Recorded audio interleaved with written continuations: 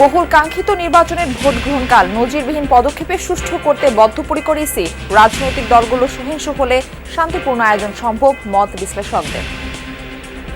সবচেয়ে গুরুত্বপূর্ণ হলো আমাদের রাজনৈতিক দলগুলো এবং তাদের প্রার্থীদের সদাচার। কেন এমন পরিস্থিতি যেতে হবে যেখানে আমাদের সমস্ত বাহিনীগুলোকে আমাদেরকে ভোটের প্রতিরক্ষার জন্য ব্যবহার করতে হবে। উৎসবমুখর পরিবেশে সবাইকে কেন্দ্রে গিয়ে ভোট দিতে বললেন প্রধান উপদেষ্টা। ফলাফল যাই হোক মেনে নেওয়ার আহ্বান।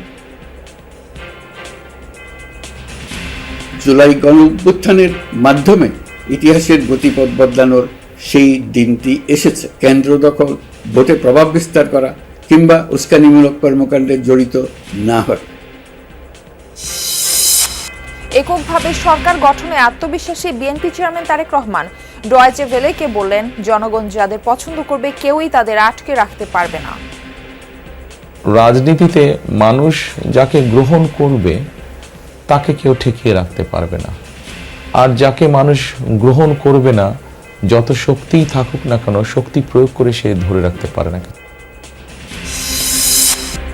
সরকার সুষ্ঠু নির্বাচন আয়োজনে ব্যর্থ হলে মাঠে নামবে জনগণ, হুঁশিয়ারি জামায়াত আমিরের। অনাকাঙ্ক্ষিত ঘটনা এড়াতে আইন শৃঙ্খলা বাহিনীকে নিরপেক্ষ থাকার আহ্বান।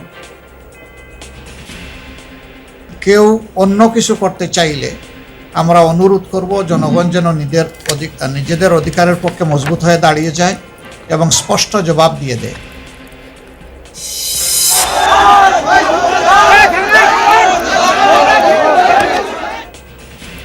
4 জুলাই নির্বাচনের প্রতিপক্ষের উপর হামলা, মারধরের অভিযোগ, কয়েকজন আহত। রাজধানীতে নাশকতা ঠেকাতে আইন শৃঙ্খলা বাহিনীর টহল তল্লাশি।